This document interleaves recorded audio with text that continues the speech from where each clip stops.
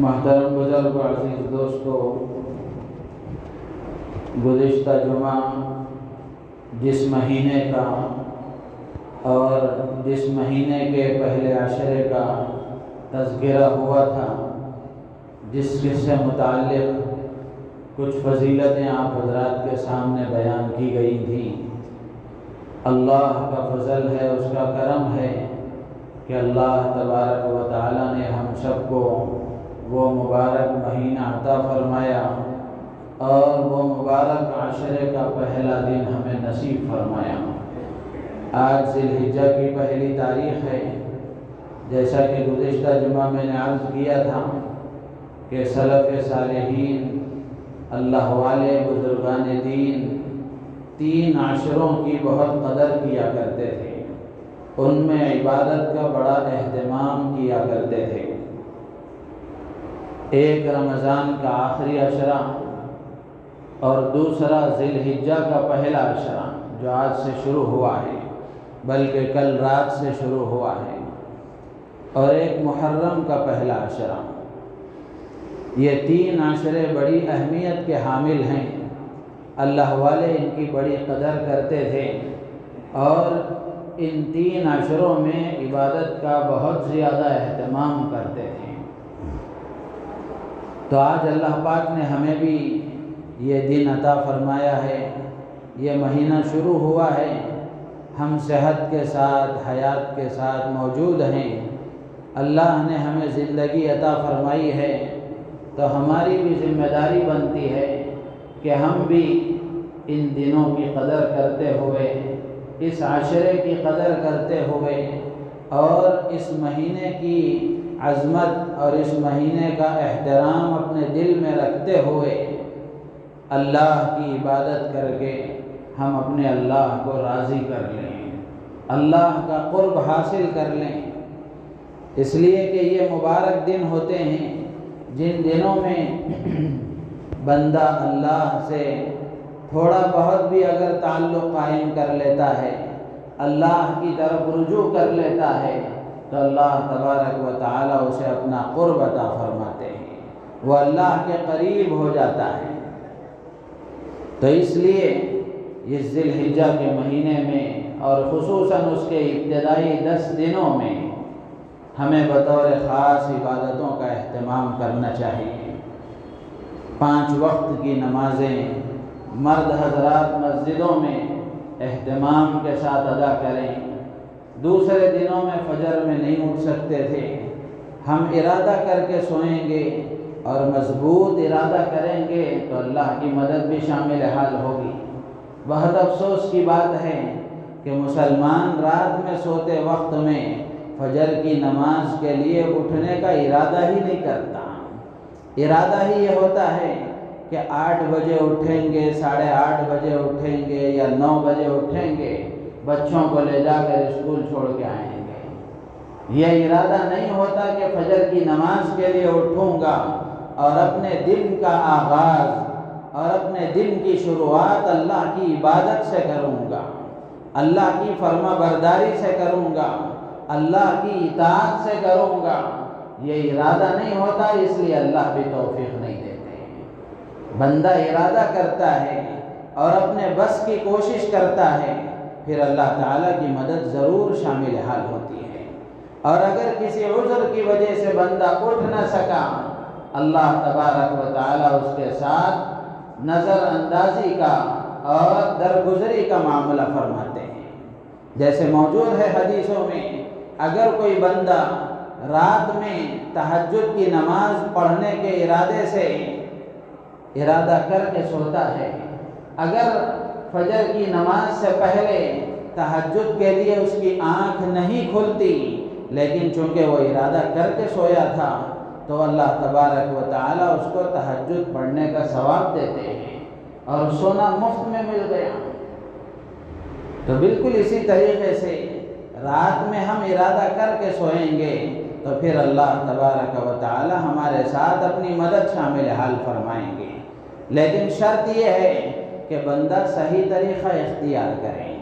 اب آدمی تھکا ماندہ رات میں 2 بجے 3 بجے سو رہا ہے، ہوٹلوں پر، چوراہوں پر،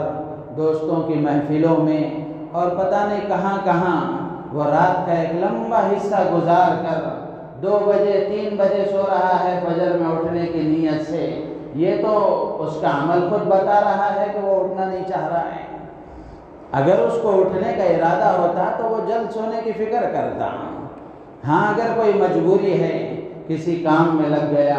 کوئی مصروفیت رہی، دیر تک جاگنے کی ضرورت پڑی، وہ جاگ رہا ہے کسی دن، پھر اس کے بعد ارادہ کر کے سو رہا ہے تو وہ اپنی جگہ ہے۔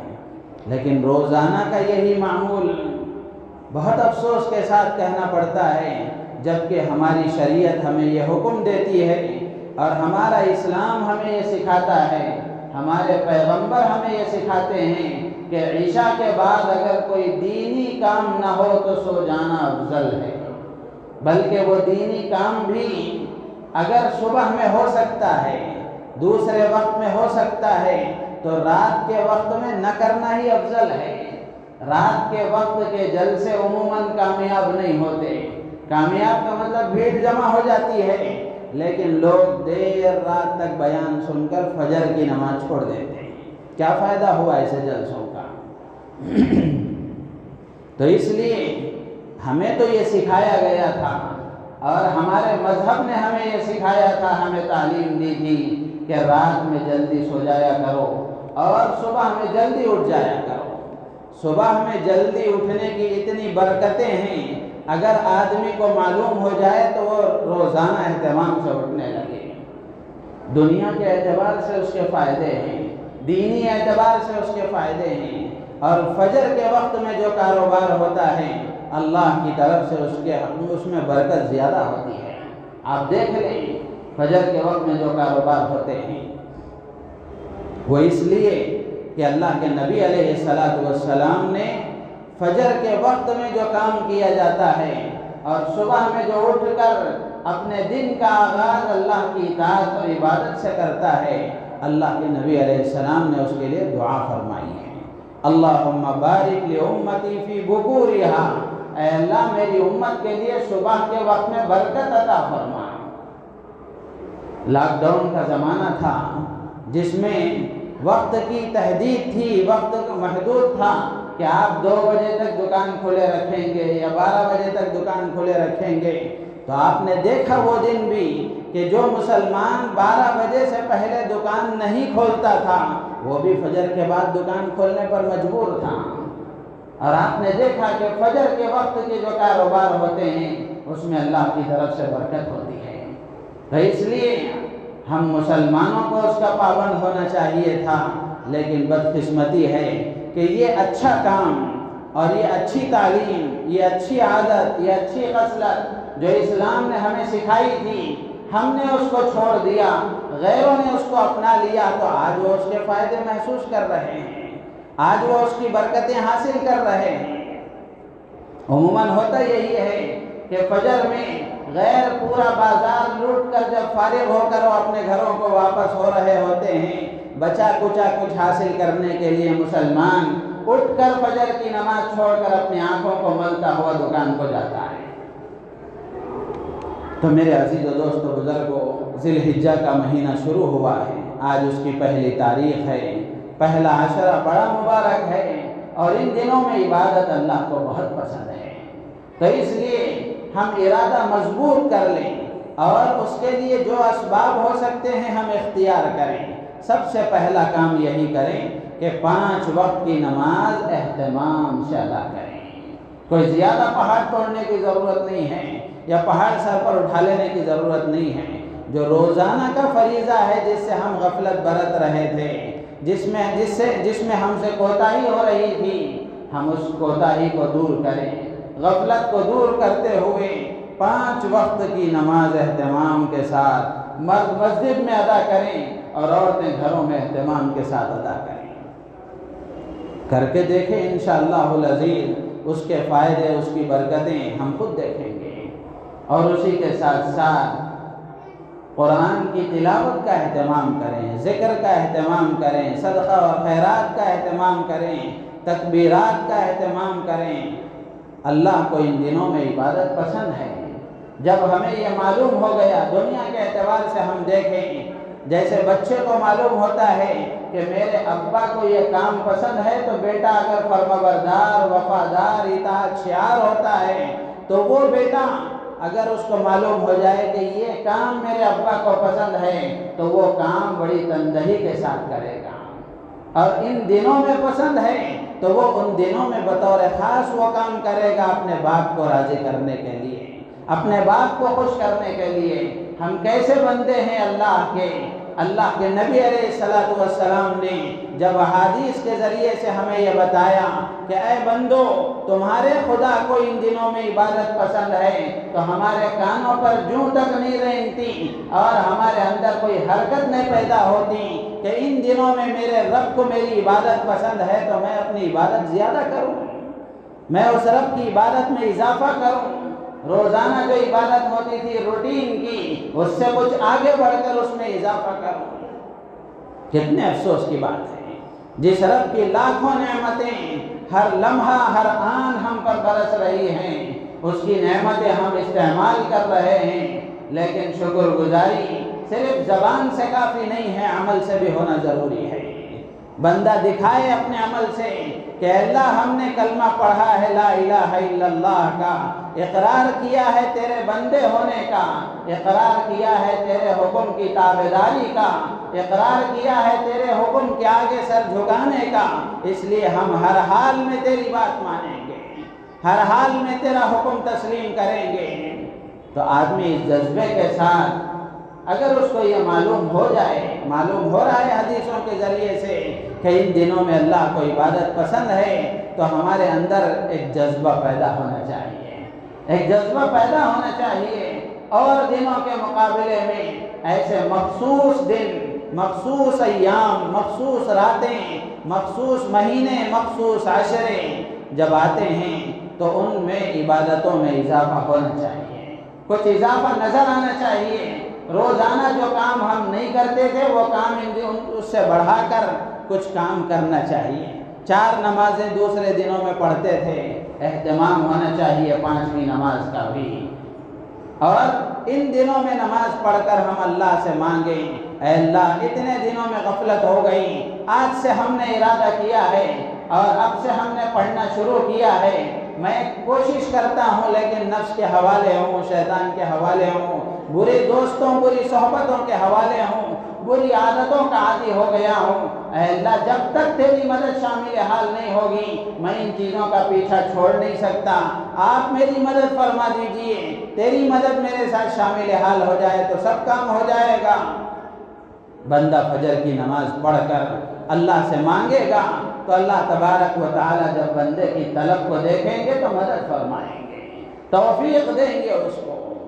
اس لیے کہ عبادتوں کی ضرورت اللہ کو نہیں ہے، ہمارے سجدوں کا اللہ محتاج نہیں ہے، ہماری نمازوں کا اللہ محتاج نہیں ہے، ہم اللہ کے محتاج ہیں، اللہ کی عبادت کی ہمیں ضرورت ہے، اللہ کو ضرورت نہیں ہے۔ اور اگر ہم اپنے اندر تبدیلی پیدا کرنا نہ چاہیں، اللہ ایسے بے نیاز ہیں کہ ہم نہ چاہتے ہوئے بھی اللہ ہمارے اندر تبدیلی پیدا کر دیں، اللہ کی غیرت اس کو گوارا نہیں کرتی۔ اللہ غیور ہے، بڑے غیرت مند ہیں، اللہ کا دین غیور اور بڑا غیرت مند ہے، اللہ کی شریعت بڑی غیرت مند ہے، بندہ اس کو اختیار کرنا نہ چاہے اللہ زبردستی نہیں تھوپیں گے، فجر میں اٹھنے کا اس کو ارادہ نہ ہو اللہ زبردستی نہیں اٹھائیں گے۔ قرآن میں اللہ نے صاف فرمایا، سورہ رعد میں 13ویں پارے میں اللہ تعالیٰ نے یہ ارشاد فرمایا، ان اللہ لا یغیر ما بقوم حتی یغیروا ما بانفسہم، کہ جب تک تم اپنے آپ کو بدلنا نہیں چاہتے اللہ بھی تمہیں نہیں بدلاتے۔ آج تک اس قوم کی حالت نہیں بدلی جس کو نہ ہو خود اپنی حالت بدلنے کا خیال، جو آدمی خود بدلنا نہیں چاہتا اللہ بھی اس کو نہیں بدلاتے۔ تو اس لیے میرے عزیز و دوستو بزرگو، یہ مبارک دن شروع ہوئے ہیں، ذی الحجہ کا مہینہ شروع ہوا ہے، اس کا پہلا عشرہ آج اس کے پہلے دن کا آغاز ہے، ہم مضبوط ارادہ کر لیں اور رات میں جلدی سونے کی فکر کریں، غیروں کے محلوں میں چلے جائیں، عشاء کی نماز کے بعد ایسا محسوس ہوتا ہے جیسے ہم قبرستان میں آ گئے، ابتدائی دنوں میں جب میں وجے نگر میں گھر تھا تو اس وقت میں عشاء کی نماز یہاں سے پڑھا کر جاتا تو ایسا سناٹا ہوتا کہ ایک دم ڈر سا محسوس ہوتا تنہا ہم جا رہے ہیں، اور فجر کی نماز کے لیے جب وہاں سے آتا تو پورا روڈ آباد ہے، کوئی واکنگ کر رہا ہے، کوئی جاگنگ کر رہا ہے، کوئی ورزش کر رہا ہے، کوئی چہل قدمی کر رہا ہے۔ بھئی مسلمانوں کا حال دیکھ لیں، ان کے محلوں کا، مسلمانوں کے محلے میں پوری رات آپ گھومیں لوگ آپ کو ملیں گے، اور فجر کی نماز سے عین وقت پہلے آپ جائیں گے تو ایسا محسوس ہوگا کہ اب آپ قبرستان میں آئے ہیں۔ تو میرے عزیز و دوست بزرگوں، یہ صورتحال بدلنی ہے، یہ صورتحال تبدیل کرنی ہے، رات میں جلدی سونے کا عادی بنانا ہے اور صبح میں جلدی اٹھنے کی عادت ڈالنی ہے۔ ہماری زندگیوں میں انقلاب لانے کے لیے یہ بھی ایک بڑی چیز ہے، یہ بھی ایک بڑی چیز ہے۔ فجر کے وقت میں سونا یہ بڑی نحوست والا عمل ہے، اس سے زیادہ منحوس عمل اس آسمان کے نیچے اور اس زمین پر کوئی اور نہیں ہو سکتا۔ نماز چھوڑ کر آدمی سو جائے یہ ڈبل نحوست ہے۔ فجر کے بعد سونے کا کوئی معمول نہیں ہے، کسی دن تھکان ہو گئی سو گئے وہ بات الگ ہے، ورنہ روزانہ کا معمول یہ اچھی بات نہیں ہے۔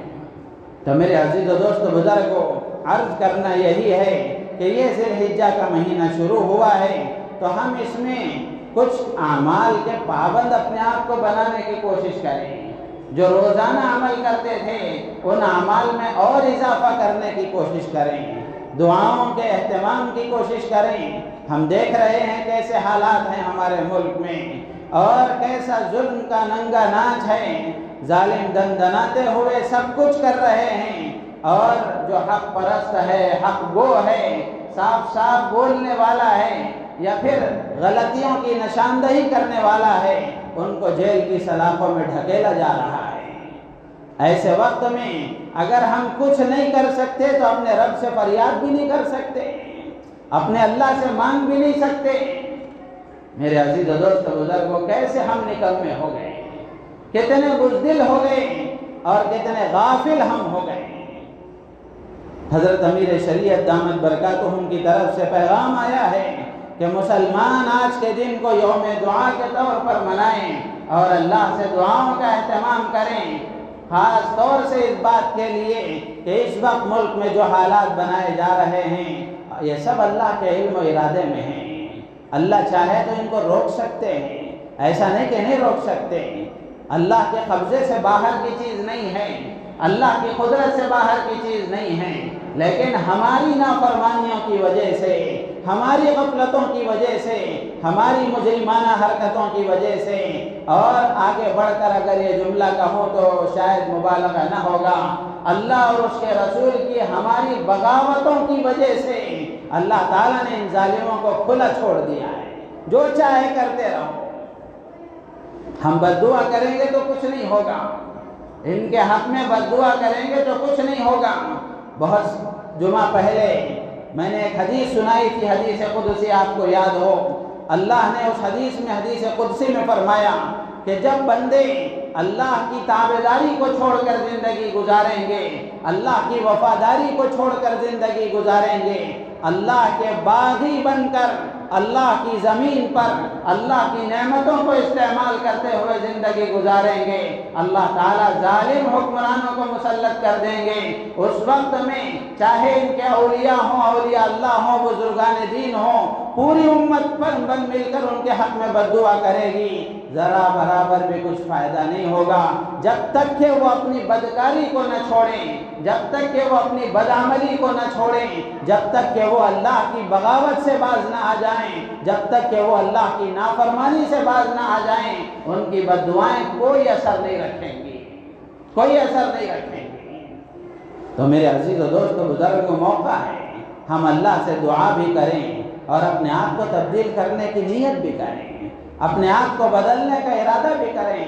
ہم بدلیں گے اللہ حالات کو بدلا دیں گے، ہم بدلیں گے اللہ تعالیٰ حالات کو بدلا دیں گے۔ اگر ہمارے اندر تبدیلی نہیں آئی تو پھر اللہ کی طرف سے کوئی فیصلہ نہیں ہے ان ظالموں کے شکنجے کا، کوئی فیصلہ نہیں ہے اللہ تعالیٰ کی طرف سے ان ظالموں کو پکڑنے کا۔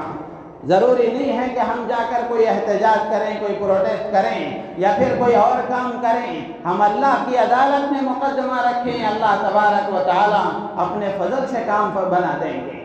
جو قانونی چارہ جوئی ہے، جو قانونی کام ہے، وہ ہمارے ماہرین اور ہمارے اکابر بزرگان دین کر رہے ہیں۔ ہمیں ان کی بات مانتے ہوئے، ان کی ہدایات پر عمل کرتے ہوئے دعاؤں کا، صدقہ اور خیرات کا اہتمام کرنا چاہیے۔ اتنا کام بھی اگر ہم کریں گے، ان کے شانہ بشانہ ان کی ہدایات کے مطابق چلیں گے،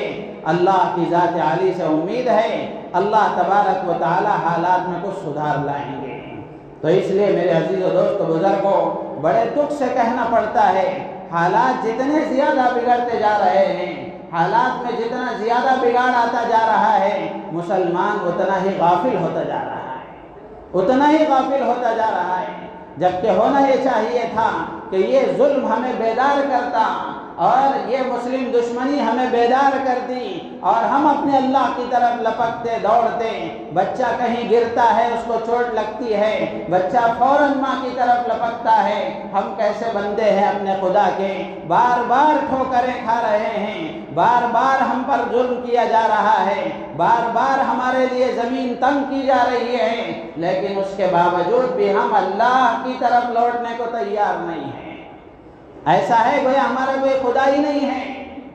میرے عزیز و دوست بزرگوں، دنیا والے کچھ مان لیں، کسی کو مان لیں، ہم جس خدا کو تسلیم کرتے ہیں، جس خدا کو مانتے ہیں، وہ خدا سب طاقتوروں کو طاقت دینے والا ہے،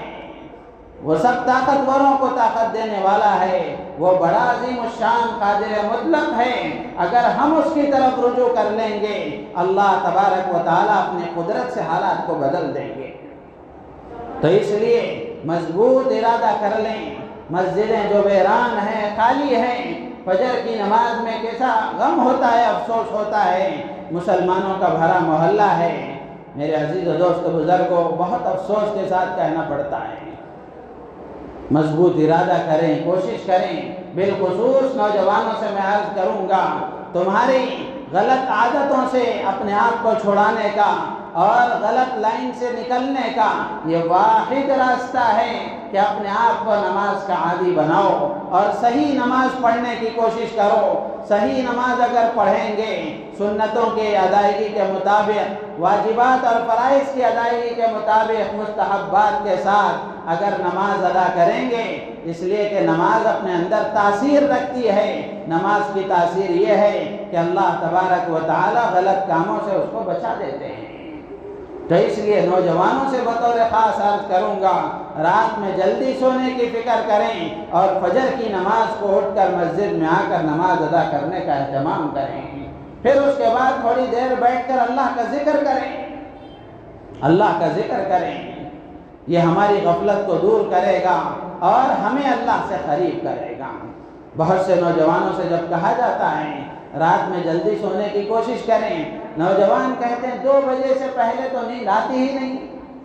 یہ غلط عادت آپ نے بنا لی ہے۔ فطرت اللہ نے یہ بنائی تھی کہ رات سونے کے لیے ہے، دن کام کرنے کے لیے ہے، اور رات کا آغاز مغرب کے بعد سے ہوتا ہے کہ مغرب کی نماز آپ نے پڑھ لی، عشاء کی نماز آپ نے پڑھ لی، یہ اول وقت ہے رات کا، اس کے بعد آپ کا کوئی کام نہیں ہونا چاہیے، اور دن شروع ہوتا ہے صبح صادق سے، اس وقت سے آپ کو اپنا کام شروع کرنا چاہیے۔ تو میرے عزیز و دوست بزرگوں، فطرت سے ہم بغاوت کریں گے، فطرت کے خلاف راستہ اختیار کریں گے، ظاہر سی بات ہے پریشان ہوں گے جیسے اب پریشان ہو رہے ہیں۔ تو اس لیے سب سے میں بطور خاص عرض کروں گا، اپنے آپ سے بھی عرض کروں گا کہ ہم ان دنوں میں اللہ کی عبادتوں کا خاص طور سے اہتمام کریں، بالخصوص نمازوں کی ادائیگی کا اہتمام کریں۔ جو باپ ہیں، بڑے افراد ہیں، ان سے ہماری درخواست ہے کہ وہ اپنے بچوں کو نماز کی تاکید کریں، پیار محبت کے ساتھ ان کو نماز کی ترغیب دیں اور خود بھی آئیں، ان کو لیتے آئیں۔ ایسا نہ ہو کہ آپ گھر میں بیٹھے رہیں اور بچے کو ڈھکیلتے رہیں کہ جاؤ مسجد کو، جاؤ مسجد کو، اس سے نہیں ہوگا۔ وہ سوچے گا کیا ان کے اوپر نماز فرض نہیں ہے؟ کیا نماز ان کے لیے نہیں ہے، میرے لیے ہے؟ جس کو آپ نماز کے لیے بھیج رہے ہیں وہ 10 سال کا بچہ ہے، اس پر نماز فرض نہیں ہے، آپ پر نماز فرض ہوئے 10 سال ہو گئے ہیں اور آپ نماز نہیں پڑھ رہے ہیں، کتنے افسوس کی بات ہے۔ تو اس لیے خود بھی نماز کے عادی بنیں اور اپنی اولاد کو بھی نماز کا عادی بنائیں۔ اس کا طریقہ یہ ہے کہ اپنے بچوں کو ساتھ لیتے آئیں، ان کو ساتھ لیتے آئیں۔ جب آپ اپنے ساتھ لائیں گے، نماز کا عادی بنائیں گے، مسجد کی سیڑھیاں ان کو دکھائیں گے، مسجد کا دروازہ ان کو دکھائیں گے، تو چند دنوں کی عادت کے بعد یہ بچے خود مسجد کو آنے والے بنیں گے۔ تو اس لیے ان دنوں میں بطور خاص عبادت کا